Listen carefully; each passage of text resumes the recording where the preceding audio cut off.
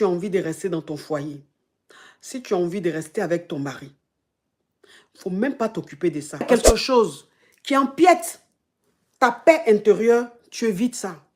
Moi, je suis comme ça. Salut à tous, écoutez bien l'histoire en question et donnez votre avis en commentaire. N'hésitez pas aussi de vous abonner et d'activer la notification pour plus de vidéos. Bon visionnage.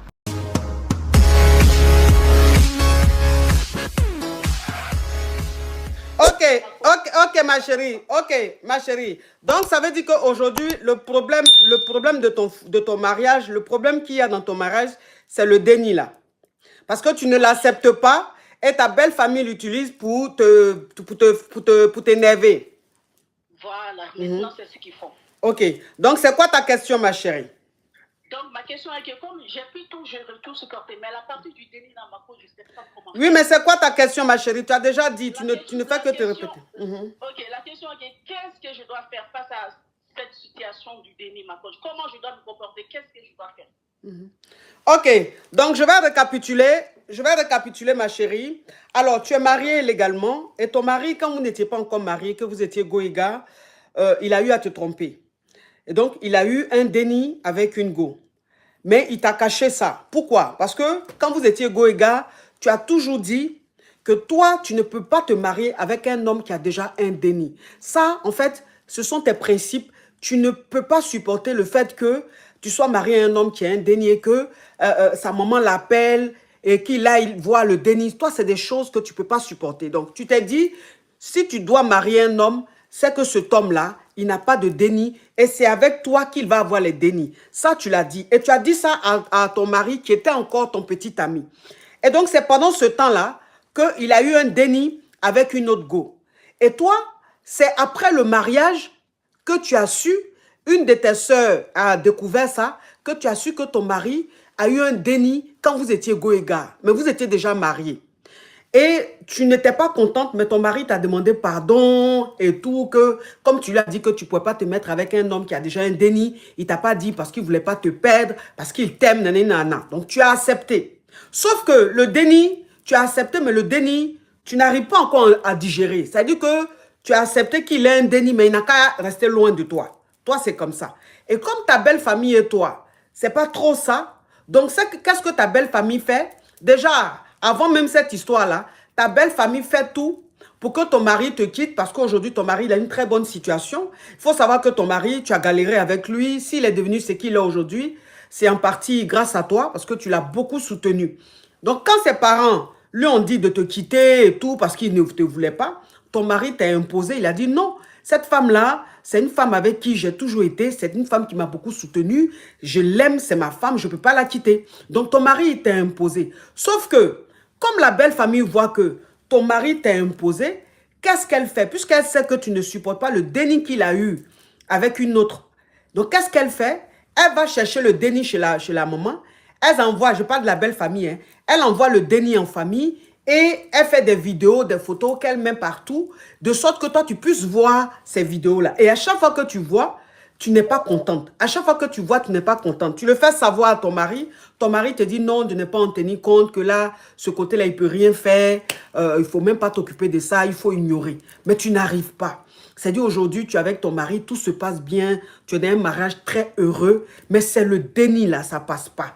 Tu ne veux pas que ta belle famille prenne le déni, tu ne veux pas que ta belle famille chouchoute le déni. C'est ça ton problème, c'est ça ma chérie. Donc, tu demandes, voilà, donc tu demandes comment tu dois faire pour accepter cela, comment tu dois faire pour vraiment surmonter, ce truc-là, pour être heureuse dans ton foyer. Oui, c'est ça, ma coach. Ok, ma chérie. Ok. Tu sais, ma chérie, il y a des choses, quand tu dis que tu ne peux pas accepter, il ne faut pas rentrer dedans. Oui. En fait, c'est ce qu'on appelle avoir des principes. C'est ce qu'on appelle avoir des limites. Vous comprenez? Quand toi, une femme, tu te dis que tu ne peux pas te marier avec un homme qui a déjà un déni, parce que tu ne peux pas supporter, ça veut dire que toi-même, mentalement, il y a des choses, ça ne va pas passer. C'est-à-dire que tu ne seras pas épanoui. Et donc, pour éviter que ta paix intérieure prenne un coup, il y a des choses que tu ne peux pas faire. Et donc, Quand tu te mets avec un homme, même si vous êtes marié, et que, parce que dans ce que tu as expliqué, ça veut dire que quand vous êtes marié, c'est peut-être 1 mois ou 2 mois après le mariage que tu as su que ton mari avait eu un déni. Oui, Voilà. ça, ma coach. OK. Donc, même les 1 mois ou les 2 mois après ça, il fallait annuler le mariage. Non, elle n'a pas su avant. Elle a su après. Tu as su qu'il a eu le déni avant le mariage ou après le mariage? Après le mariage. C'est après le mariage qu'elle a su ça. Maintenant, elle a su ça 1 ou 2 mois après le mariage. Donc, quand tu as su ça là, il ne fallait même pas continuer ce mariage là. Il fallait annuler. Il fallait annuler. Parce que c'est son déni, c'est son sang. C'est un déni qui va... C'est-à-dire qu'ils sont liés à vie.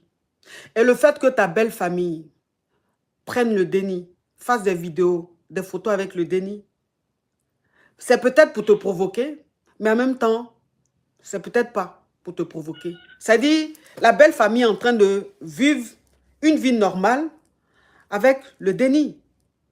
Voilà, c'est-à-dire, c'est normal. Non, ma chérie, pardon, je t'ai écouté. Hein.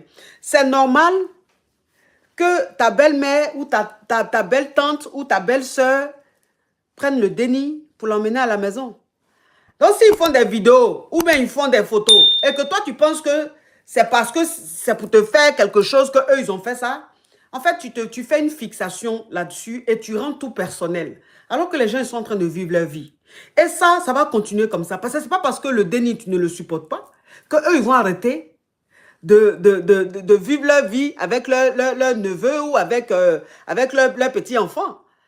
Il faut que tu l'acceptes, ma chérie. Non. Moi, mes dénis que j'ai eus avec mon mari, ils ne veulent pas de mes dénis à moi. Oui, ma chérie. Ma chérie. Oui. Ils ne veulent pas de tes dénis à toi. Ce n'est pas qu'ils ne veulent pas de tes dénis à toi, mais tu as l'impression que l'autre déni, il l'aime plus. C'est-à-dire, il partage plus de choses avec ce déni-là. Ma chérie. Oui. Si tu as envie de rester dans ton foyer, si tu as envie de rester avec ton mari, il ne faut même pas t'occuper de ça. Parce que les photos qu'ils prennent, les vidéos qu'ils font, c'est parce que tu vas regarder que ça te fait quelque chose. Il faut ignorer. Tu sais, quand il y a quelque chose qui ne te met pas bien, quand il y a quelque chose qui change ton humeur, quand il y a quelque chose qui empiète ta paix intérieure, tu évites ça. Moi, je suis comme ça. Moi, il y a des choses, en fait, qui changent mon humeur. Ou il y a des personnes qui changent mon humeur. Donc, ces personnes, je les évite. Je ne les regarde même pas. Il y a des vidéos qui ne m'intéressent pas parce que je sais que si je vois, ça peut changer mon humeur. Donc, je ne regarde pas. J'ignore tout ce qui peut changer mon humeur. Donc, c'est comme ça que tu dois te comporter, ma chérie. Tout ce que tu vas voir comme vidéo ou photo qu'ils vont faire avec ce déni-là, il ne faut même pas regarder. Il faut carrément ignorer. Maintenant, si ils aiment moins, toi, tes dénis, ce n'est pas un problème. Tant que leur papa les aime, c'est le plus important. Tant que toi, tu les aimes, c'est le plus important. Il faut rester concentré sur ta famille, ma chérie. Il ne faut pas regarder tout ce qu'il y a autour de toi. Tu comprends? Si tu as envie de rester avec ton mari, mais si tu as envie de divorcer, en ce moment-là, divorce, parce que ça, c'est une réalité qu'on ne peut pas effacer. Tu vas vivre ça au quotidien, jusqu'à ce que le déni soit majeur. Et même s'il devient majeur, tu vas encore vivre ça. Donc, soit tu restes avec ton mari et tu ignores ce côté-là. Tu fais même genre ignorer même, c'est-à-dire tu ignores tout ce qu'il y a autour de ce déni. Soit tu demandes le divorce, comme ça tu ne verras plus ce déni, tu ne verras plus ta belle famille avec ce déni-là. C'est tout ce que tu peux faire, ma chérie. D'accord, mon coach. Courage à toi, ma chérie. Merci beaucoup, mon coach. Bonne courage, ouais. Ok, d'accord. Alors, cette dame-là va appeler il y a des semaines en arrière et elle a dit que elle est aux États-Unis, elle est mariée légalement et que son mari garde les affaires de son ex dans son bureau. Et qu'il n'arrive pas à... Ça fait combien d'années vous êtes mariée, ma chérie? 10 ans, ma coach. Ça fait 10 ans. Donc, ça fait 10 ans qu'elle est mariée. Et depuis 10 ans, son mari garde toujours les affaires de son ex. Elle avait appelé ici et je lui ai dit que ce n'était pas normal, qu'il fallait qu'elle discute avec son mari pour lui dire que franchement, ça la mettait mal à l'aise et tout ça. Donc, c'est elle qui rappelle aujourd'hui. Elle dit qu'elle a eu à parler avec son mari. Son mari lui a dit que ce n'est pas ses affaires, que ça ne la regarde pas et que les affaires, il les garde quand il peut, quand il veut et que quand l'occasion va se présenter, il va lui remettre les affaires à son ex. Qu'il a ses affaires là, ce n'est pas parce qu'il veut reprendre avec elle ou ce n'est pas parce qu'il est avec elle, mais c'est juste qu'il garde ses affaires et le jour viendra où il va lui remettre. Que elle, ce n'est pas ses affaires, elle ne doit pas se mêler de ça. Genre, elle doit voir ça comme ça et puis accepter, continuer son mariage. Elle, depuis que son mari lui a dit ça, franchement, elle n'a pas digéré ça. Elle n'a pas digéré ça et elle a envie maintenant d'en parler aux parents. C'est-à-dire, elle a envie d'en parler aux parents pour expliquer aux parents pour qu'il y ait une réunion de famille. Elle appelle pour demander si elle doit en parler aux parents ou si elle doit laisser ça comme ça ou si elle doit divorcer. Parce qu'elle ne peut pas accepter ça. Voilà. Parce que si c'est son ex qui l'aime, elle préfère encore divorcer et que le monsieur reste avec son ex. Parce qu'elle ne peut pas supporter ça. Elle a une très bonne situation. C'est une femme indépendante. C'est une femme qui peut s'en sortir toute seule. Donc, il y a des choses qu'elle ne peut pas accepter. C'est bien ça, ma chérie? Exactement. Ok. Donc, ta question, c'est est-ce que tu dois en parler à la famille ou est-ce que tu dois divorcer? C'est quoi ta question concrètement? Est-ce que dans un premier temps, j'en parle à la famille pour qu'il y ait une assise, pour qu'ils disent exactement quelles sont ses intentions? Parce que moi, je ne suis pas une femme qui va accepter certaines choses, ma coach. Vous avez combien de dénis? On a 2 dénis, ma coach. Vous avez 2 dénis. Ok. Bon, ma chérie, moi, en général, je ne demande pas aux femmes de divorcer. J'aime pas parler divorce dans un mariage. Je me dis, quand ça ne va pas, on peut discuter, on peut communiquer, on peut tout faire pour arranger les choses. Et quand elle a appelé la première fois, c'est ce que je lui ai demandé de faire. Parce que quand elle a appelé la première fois, elle voulait même divorcer, elle ne supportait pas cette ambiance-là. Et je lui ai dit de se calmer, d'essayer de parler avec son mari. Elle revient, elle a parlé avec son mari, et voilà ce que son mari lui a dit. Je pense que c'est bien de se marier, mais quand on est dans un mariage où on n'est pas considéré, où on n'est pas respecté, ça ne sert à rien de rester là. Il a un manque de respect envers sa femme. Il pouvait même lui mentir. Il pouvait lui mentir. Il pouvait lui dire, oui chérie, ok, d'accord, je vais jeter même les affaires. Ou chérie, d'accord, t'inquiète pas, les affaires, tu ne les verras plus. Il peut même prendre ces affaires-là, aller cacher loin. Elle ne les verra plus. Il peut faire ça. Mais en fait, le mec, il n'a pas envie de faire même d'efforts. Il n'a même pas envie de se prendre la tête parce qu'il est dans son monde. Ça dit que le fait que les affaires de son ex se trouvent dans ses bureaux, en fait, dans sa tête, c'est comme s'il était toujours avec elle. Elle n'est pas là physiquement, mais il a ses affaires. Donc, tous les jours, quand il vient au bureau, il sent l'odeur des habits, là, il sent son odeur.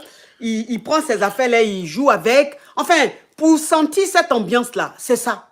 Et pourquoi rester, voilà, c'est ça. Pourquoi rester avec un homme qui, lui, a besoin de sentir le parfum de son ex, qui lui a besoin de voir les affaires de son ex.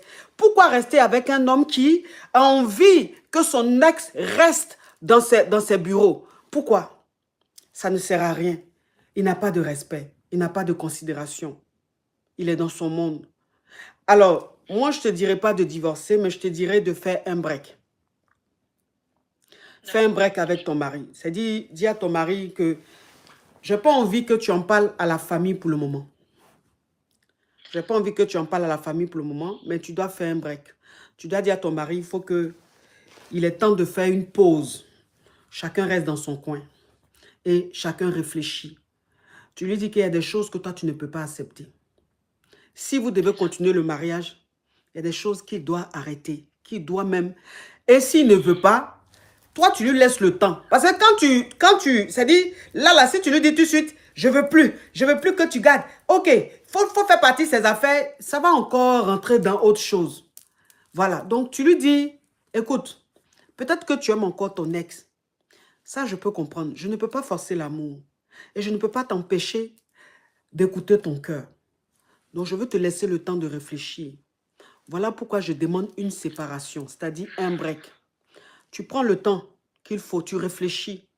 Et si, dans ton break, tu comprends que c'est ton ex qu'il te faut, il n'y a pas de problème. On divorce. Mais si c'est avec moi que tu veux être et que tu penses que je suis la femme qu'il te faut, il y a des choses qui doivent changer. C'est-à-dire maintenant, on change tout. Et c'est moi maintenant, c'est-à-dire que maintenant là, vous allez danser sur toi ton rythme. Vous allez danser à ton rythme s'il veut rester avec toi. Donc ma chérie, je te demande de faire le break avec ton mari. Vous devez faire une pause. Si c'est lui qui doit quitter la maison, qu'il quitte la maison. Si c'est toi qui dois quitter la maison, que tu quittes la maison. Mais comme vous avez deux dénis, c'est lui qui va quitter la maison. Qu'il aille rester quelque part, il va réfléchir. Si c'est son ex qui veut là, vous allez divorcer, il va aller la marier, ils vont vivre leur amour. Mais toi, tu ne peux pas faire ménage à trois. Tu ne peux pas. Ça là seulement, tu ne peux pas. Femme même, déjà même qui a son jeton. Elle-même, elle a son jeton. Elle est indépendante. Elle gagne très bien sa vie. Et puis toi, je vais supporter cette vie-là. Ça veut dire quoi? C'est quoi ces foutaises? Quand même. Hey, une femme qui a son argent, elle a quand même, elle a le choix. Une femme qui a le gel, elle a un choix. Donc, elle ne peut pas rester dans quelque chose où elle-même elle voit que c'est foutaise et puis elle va rester dedans. Donc, il faut faire ça, ma chérie. Maintenant, si dans le break là, c'est elle qui veut là, tu divorces, ma chérie. Tu vas vivre ta vie. C'est mieux même de vivre seule que d'être avec un homme qui a son esprit. Exactement. Qui a un fantôme dans son esprit. Parce que, ma coach, si c'était une personne physique, oui, ça, je pouvais le comprendre. Mais quand tu es accroché à un fantôme, ça, c'est autre chose. Oui, ça, non, c'est mais... beaucoup plus... oui. Là même, c'est grave. Non, ma chérie, il faut faire ça. Il faut faire comme on a dit. D'accord, merci beaucoup. Courage à toi, ma chérie. Courage à toi. Au revoir. Au revoir.